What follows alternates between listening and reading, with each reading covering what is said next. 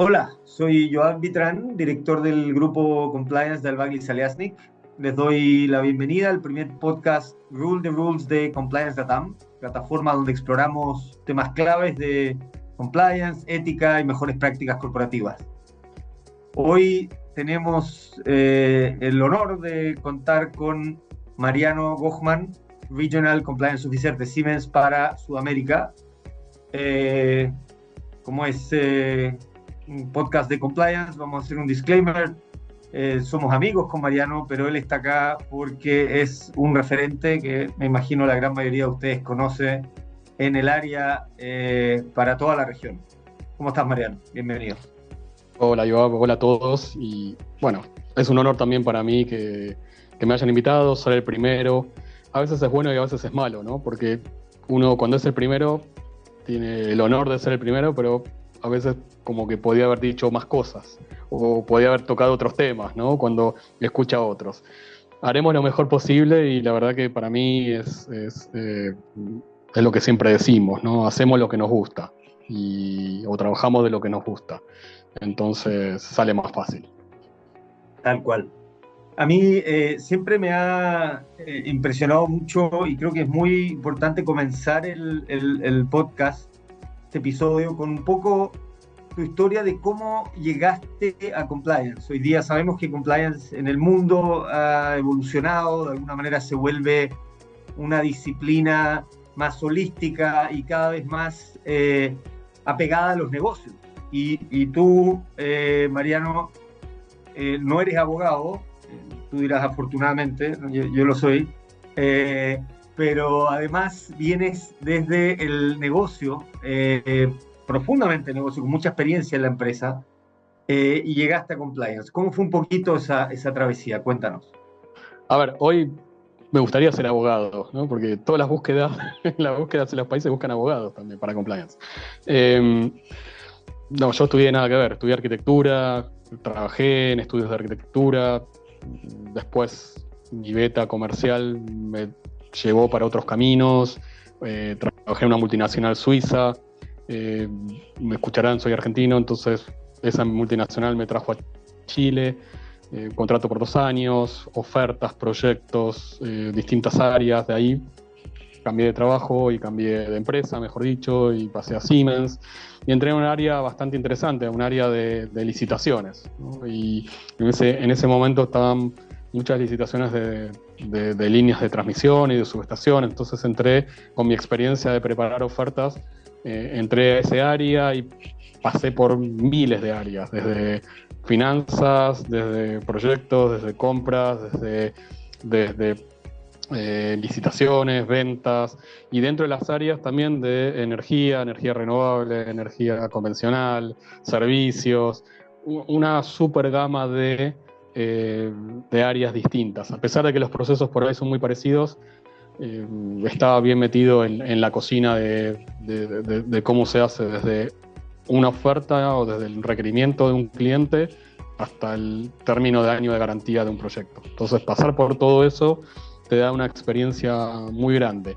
En paralelo, Siemens, como muchos saben de acá, y si no vayan a googlear, tuvimos una crisis de corrupción en los años 2006, o por lo menos las crisis o los casos fueron de muchos años atrás, pero se levanta en el 2006, entonces eh, fue todo un año, digamos, de cambio estructural que tuvo la compañía y se crea el sistema de compliance, entonces en paralelo se crea un sistema de ambassadors, ¿no? En ese momento se llamaban champions de compliance, entonces a mí me nombran ya desde el área de negocio como champions de compliance para el área de energía, ¿no? O para el sector energía. Y ahí obviamente uno se va capacitando y te vas metiendo en el tema. Pasaron varios años y de ahí se abre la posibilidad del cargo de Compliance Officer para Chile y efectivamente postulé porque me gustaba mucho el tema, porque tiene que ver mucho con mis valores, que tiene que ver con, como te decía antes, hacer lo que a uno le gusta, ¿no? Más allá de que no es fácil, que es una carga muy pesada trabajar de esto, por la responsabilidad, por la confianza, por la estrategia, por cómo llegar a todas las personas, ¿no? Entonces, No fue fácil, bueno, quedé y ya van más de 10 años en el cargo. Obviamente me fueron sumando países y obviamente hace más de un año y medio que tengo toda la región. Dijiste Sudamérica sin Brasil, para aclarar, porque nuestros amigos brasileños son otro clúster, digamos, de alguna manera. El resto de los 9 países, en más o menos medida, con oficinas de Siemens, tengo la responsabilidad como compliance officer, ¿no? Excelente. Y bueno, mencionabas la crisis de corrupción. Eso sin duda hizo que hoy día Siemens se transformara en un modelo de cómo hacer compliance que ha sido replicado por muchas industrias, muchas empresas.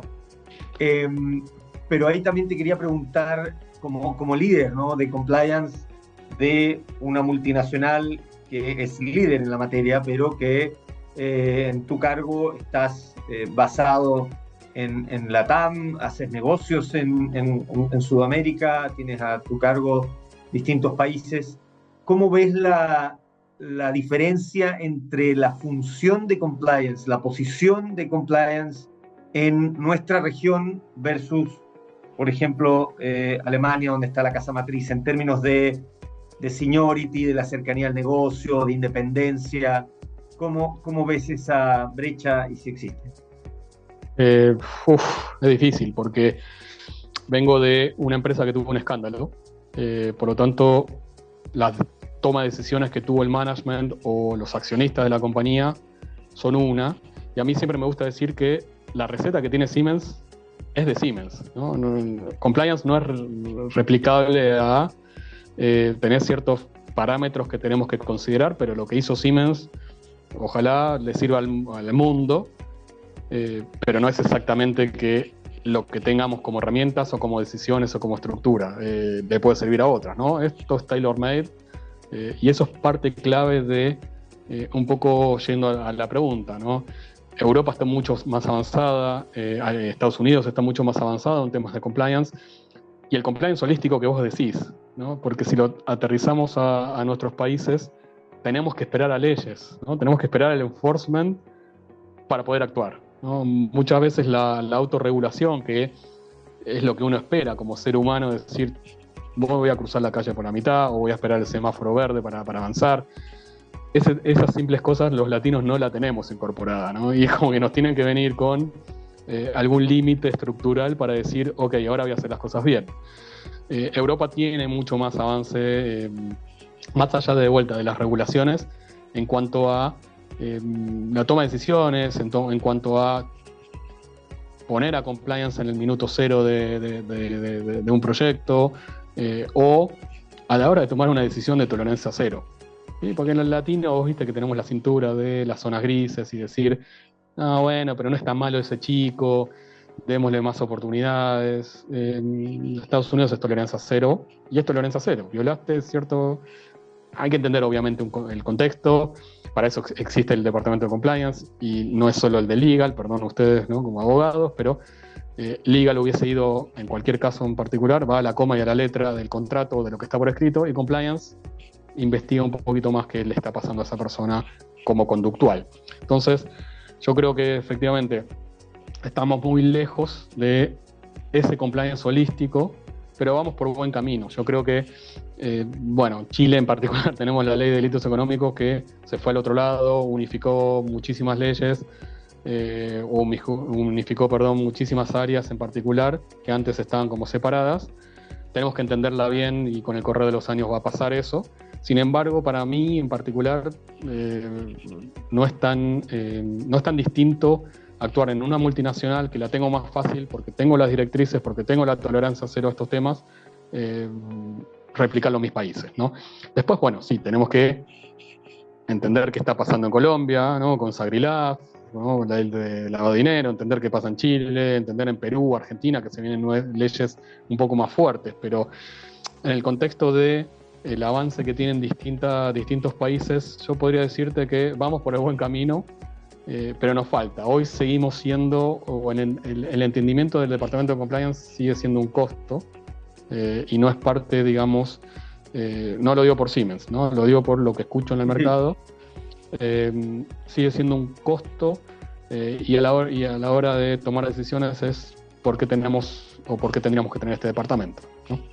Claro, sí. Y hablaste de regulación, y esta es una parte, ¿no? Pero si vemos incluso lo que dicen hoy día reguladores globales, ¿no? Desde Estados Unidos, el DOJ, el Serious Fraud Office en Inglaterra, en Brasil la CGU, todos están hablando de el otro aspecto, o quizás el más relevante, que tiene que ver con la cultura, ¿verdad?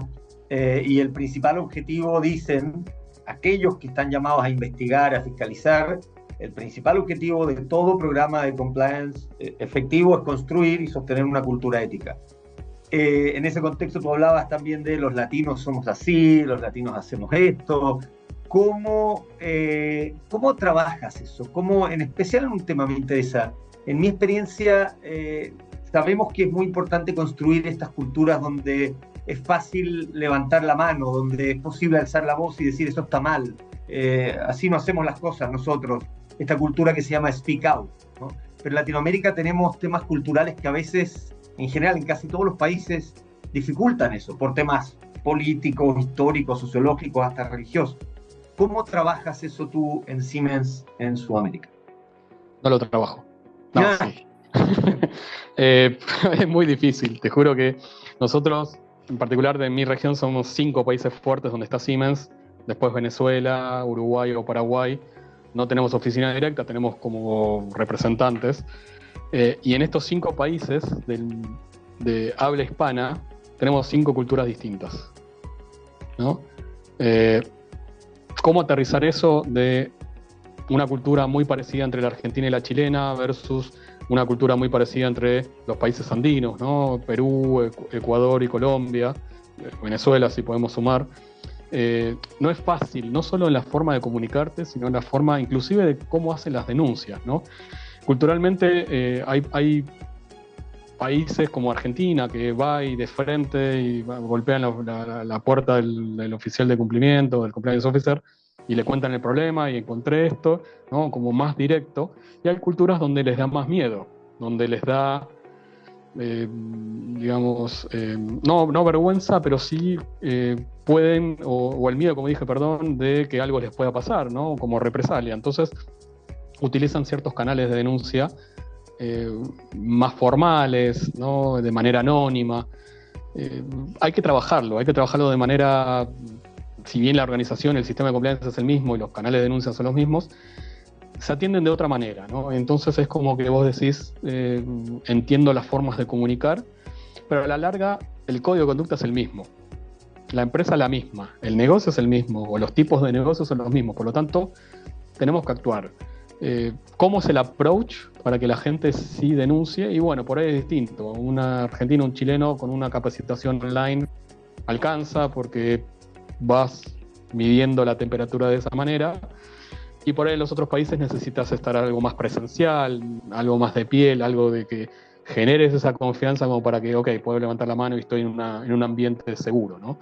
De vuelta, yo creo que somos todos iguales pero todos distintos a la vez. Inclusive en la misma organización somos todos individuos totalmente diferentes, ¿no? Entonces tenemos que lidiar, y vos mismo lo describiste, no solo religión, géneros, nacionalidades, sino también todos queremos el mismo objetivo. Nosotros trabajamos en una empresa que busca ganar plata, y tenemos que responderle a los accionistas. Mi trabajo es que eso sea de la mejor manera posible hecha o realizada. Clarísimo, muchas gracias. Y en términos de los riesgos, ¿no? Todos sabemos que también hay una evolución, riesgos que hace 15, 20 años no estaban sobre la mesa, hoy día son fundamentales y bastante globales, ¿no? Por ejemplo, temas de protección de datos, ciberseguridad. Pero también hay riesgos que quizás por geografía son más patentes, más importantes en determinadas áreas. ¿Cómo ves tú en Latinoamérica? ¿Qué de todas estas áreas, cuáles son las que de alguna manera podrían despertarte en la noche o la que peor te deja dormir si es que hay alguna? Bueno, justo tuve un año bastante particular con varios casos, ¿no? En algunos países de mi región. Y yo podría decirte, o sea, a ciegas, obviamente si vos ves el índice de percepción de la corrupción de Transparencia Internacional, somos todos rojos, amarillito y verde, ¿no? Chile y Uruguay. El resto es todo rojo y rojo oscuro. Por lo tanto, claro, la corrupción o, digamos, la palabra corrupción está en todas sus formas, ¿no? Desde temas de conflicto de interés, ¿no? Temas de, digamos, no la corrupción típica o antigua del sobre o del bolso, aunque en algunos gobiernos anteriores ha pasado. Esa corrupción fácil, ¿no? Hoy es más difícil, ¿no? Porque un favor o una necesidad de conseguir ciertas cosas, o el pituto, como dicen acá en Chile, o el favor malentendido, es eso. Ahora, lo que no me deja dormir, efectivamente, en todos nuestros países, tiene mucho que ver con el tema de libre competencia, ¿no? De antitrust, pero en muy particular el mal uso de la información de la competencia, ¿no? Que nos dan, que es una zona muy gris, donde cómo obtengo el target price o cómo puedo ganar una licitación, por ejemplo, ¿no? Entonces los vendedores, que tienen una presión de venta gigante, están buscando cuál es el mejor precio que podemos nosotros ofrecer. Y muchas veces los clientes tienen más afinidad o menos afinidad con las marcas, te dan, o no te dan la información que vos necesitas. A veces te dan de más, y ese es el problema que entramos, porque no tenemos la autorización de la competencia para recibir esa información, no tenemos, obviamente, no se obtuvo de manera lícita, no es información pública. Entonces, eso es uno de los grandes problemas que yo tengo en mi región hoy. El otro, obviamente, es el tema del conflicto de interés, que lo mencionaba antes, donde todos nos conocemos con todos, pero ¿hasta dónde está el límite? ¿No? ¿Hasta dónde está ok, yo me conozco, pero me corro, por más que sea un familiar y que quiera presentar su producto o quiera entrar en una compañía? Nuestros mercados son chicos, no se comparan con los europeos o con los norteamericanos, y efectivamente siempre va alguien a tratar de sacar una ventaja o obtener un beneficio personal, ¿no? Entonces, esos dos. Ahora, te agrego uno más allá de la ciberseguridad o la privacidad de datos, que en nuestros países, salvo Colombia, sigue siendo medio, no hay tantas leyes, sigue siendo un tema como que, ok, algún día lo vamos a ver, algún día me va a tocar. Bueno, y uno de los temas que por ahí no todas las compañías lo tienen en su visión dentro del área de compliance es el tema de control de exportaciones. Si bien por ahí desde Chile o de nuestros países que no tenemos fábricas, no exportamos, pero hay ciertas preocupaciones que tienen que ver con el destino final, por ejemplo, de un producto, ¿no? Y nosotros desde Siemens, y muchas de las empresas también lo hacen, es analizar con qué empresas estamos trabajando, con qué países estamos trabajando y con qué personas de esas empresas y de esos países estamos trabajando. Ese control que hacemos de estas tres variables hace que, por ejemplo, un transformador o un relé pueda terminar en Rusia, que es un país sancionado, y el que va a salir en los diarios somos nosotros, ¿no? Entonces, eso, por ejemplo, con Venezuela o con empresas chinas como Huawei, que tiene una sanción comercial de Estados Unidos, nosotros tenemos que estar muy al borde digamos, de la negociación, o muy al borde, me refiero a estar muy encima, de efectivamente los negocios que se están haciendo en eso, justamente para que no caer en ninguna sanción, porque al que van a sancionar, en definitiva, es a tu compañía, ¿no? Claro. Entonces, bueno, conflicto de interés o intereses, temas de control de exportaciones y libre competencia o antitrust, específicamente en temas de manejo de información de la competencia o competitive intelligence. Ajá, clarísimo. Y en términos de nuevos riesgos, no puedo dejar de preguntarte, especialmente una empresa como Siemens, ¿cómo están tomando lo relativo a inteligencia artificial desde la perspectiva de la ética y el compliance? Tanto como riesgo, como en esta doble cara, ¿no? Como tal vez una una oportunidad o un aporte en materia de compliance con todo lo que eso significa. ¿Cómo lo ven ustedes? Bueno, obviamente está en desarrollo. Te empiezo por la segunda parte de la pregunta. Sí tenemos herramientas que utilizamos, inteligencia artificial, desde un chat GPT,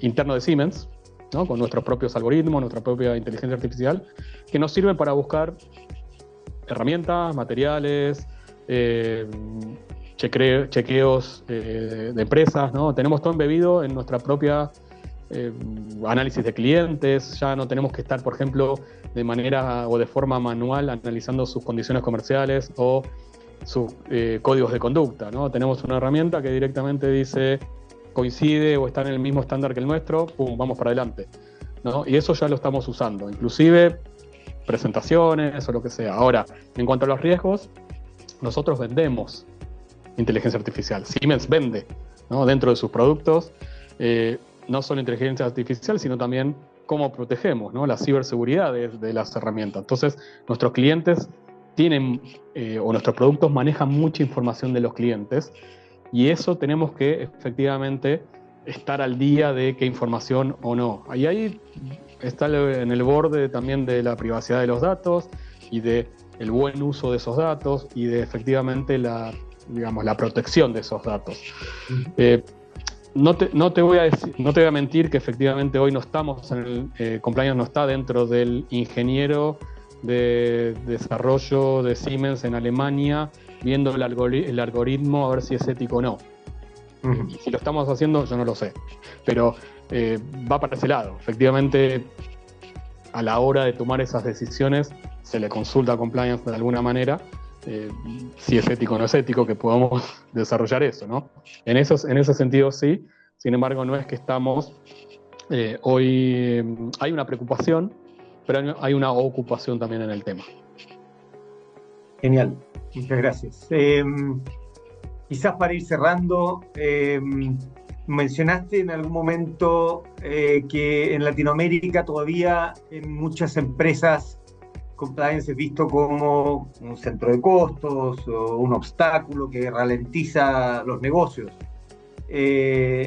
Me consta que en tu caso y en Siemens no es así. Y a veces. Junto con estar, pero el tema de cómo eres percibido, digamos, claro. de ser un business partner, de un enabler, alguien que ayuda a tomar mejores decisiones y que está muy cerca del negocio. Que es visto a veces como un coach y no como el policía. ¿Cómo llegas a eso? ¿Qué consejo puedes darle especialmente a aquellos, no voy a decir jóvenes, pero más jóvenes que tú, para llegar a esa posición, para poder elevar su rol en las empresas y llegar a la mesa donde se toman decisiones? Bueno, la verdad que yo pasé por, o mi carrera se fue construyendo sola, ¿no? Y no es que uno lo planifica, no existía compliance cuando yo entré, si bien existía, pero digamos, en mi radar, para mí las cosas bien había que hacerlas siempre, ¿no? Entonces es como que hayan formalizado o generen carreras o generen estudios del tema compliance, a mí me encanta porque lo podés encuadrar, digamos, como en una carrera o en un futuro que muchos puedan tener, cuando tienen la misma visión. Ahora, si pones un compliance officer que después de las 6 de la tarde hace lo que se le canta, y bueno, no sé qué tan bien le puede ir al futuro. Clave para mí es conocer el negocio, conocer dónde estás, conocer a las personas, tomar muchos cafés, té o lo que tomen para generar la palabra confianza. Si vos no tenés confianza con la gente, si vos no le generás confianza a la gente, es muy probable que no vengan a consultarte, es muy probable que tengan miedo a consultarte, y obviamente las denuncias, si es que las hay, van a ser anónimas, ¿no? Cuando vos lográs que la gente venga, se siente en tu escritorio, o antes de tomar alguna decisión, te lo pregunten, listo, tarea cumplida. Entonces, conocer más que ellos el negocio, conocer a los clientes, conocer a los proveedores, conocer el proceso de tu compañía, y después toda la parte blanda, ser empático, saber escuchar, pero muchísimo. Hay muchas veces que a mí me toca ser el psicólogo, ¿no? El 80% de mi trabajo es preventivo, o más. Pero de ese 80, el 50% escucho a las personas. Tienen problemas con el vecino, tienen problemas con, no sé, un caño, una cañería o su contrato de arriendo, y vienen y me lo cuentan. Y muchos se preguntarán, ¿para qué lo escuchás? No, porque mañana me va a venir a contar otra cosa, ¿no? Que mi vecino o mirá eso. Entonces es como que uno tiene que saber escuchar también, y después otra función clave o parte clave es saber poner el freno en el momento ¿no? En el momento indicado. Si tenés un CEO o un manager, o gerente general o un gerente, para decirlo en español, que quiere tomar una decisión incorrecta, el compliance officer tiene que tener no solo la espalda, el conocimiento, sino también la fuerza como para decir eso no está bien y frenarlo. Muchas veces nos pasa que nos da vergüenza o no le tengo confianza o el gerente general está ahí arriba y bueno, no estás para este cargo entonces, ¿no? Sin hablar, sin decir que somos la policía, ¿no? Somos el airbag de la compañía en definitiva. Después el manager puede activarlo o desactivarlo, ¿no? Si vos te golpeás y pasaste por compliance, claro, muy probable que te salves de alguna manera. Si tomaste la decisión de no activar el airbag, y bueno, ahí estarás vos cuando choques, ¿no? Entonces, confianza, conocimiento del proceso, muy buena relación con la gente, y con eso obviamente vas a funcionar muy bien. Mariano, un tremendo gusto tenerte con nosotros en este primer episodio. Para nuestros espectadores, auditores, les recordamos que no olviden seguirnos en LinkedIn e Instagram como Compliance Latam. También están todos invitados a visitar la página compliancelatam.legal, y actualmente tenemos disponible material de interés, guías comparadas en distintos tópicos que pueden descargar a través de la sección de ebook. Y les comentamos que el 4 de diciembre tendremos nuestro primer encuentro presencial de Compliance Latam, que se realizará en Montevideo. Una gran oportunidad y esperamos que todos se puedan sumar. No olviden compartir este episodio. Nos vemos en el próximo para seguir conversando sobre compliance y para promover mejores prácticas y recomendaciones para las empresas con invitados tan notables como Mariano. Muchas gracias nuevamente, Mariano, y hasta la próxima a todos. Buenísimo, gracias también, suerte y estamos en contacto.